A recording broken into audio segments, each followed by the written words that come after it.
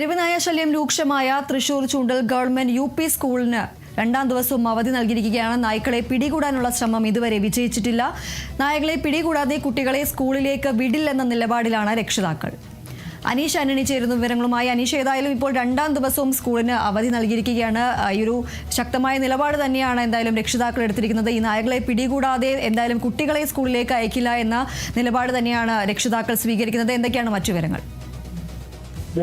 അപൂർവമായ സംഭവമാണ് തെരുവുനായ ശല്യം മൂലം രണ്ടാം ദിനവും ഒരു സ്കൂളിന് അവധി കൊടുക്കുന്നത്. നമ്മളുടെ കേട്ടുകേൾവില്ലാത്തൊരു കാര്യമാണ് നായശല്യം മൂലം സ്കൂളിന് അവധി കൊടുക്കുന്ന ഒരു കാര്യം.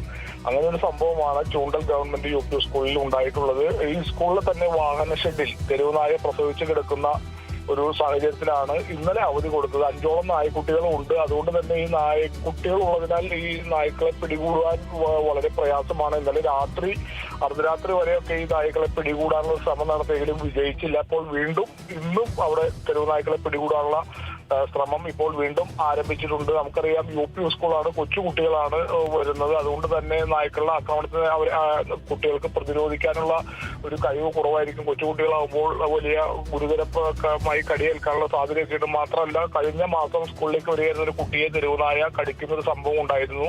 ആ നായയ്ക്ക് അന്ന് പേവിഷബാധ സ്ഥിരീകരിക്കുകയും ചെയ്തതോടെയാണ് രക്ഷിതാക്കളൊക്കെ കടുത്ത തീരുമാനത്തിലേക്ക് എത്തിയത്. നായ്ക്കളെ പിടികൂടി അവിടെ നിന്നും ആ സ്കൂളിനകത്തുള്ളത് മാത്രമല്ല, പുറത്ത് വരുന്ന വഴിയിലൊക്കെ പ്രദേശത്തൊക്കെ ഉള്ള തെരുവുനായ്ക്കളെ പൂർണ്ണമായും പിടികൂടിയാൽ മാത്രമേ കുട്ടികളെ സ്കൂളിലേക്ക് അയക്കാൻ തയ്യാറാകുന്ന രക്ഷിതാക്കൾ കർശന നിലപാടെടുത്തു. അതോടെയാണ് ഇന്നും സ്കൂളിന് അവധി നൽകിയത്. എന്തായാലും തെരുവുനായെ പിടികൂടാനുള്ള ശ്രമം ഇന്നും ആരംഭിച്ചിട്ടുണ്ട്.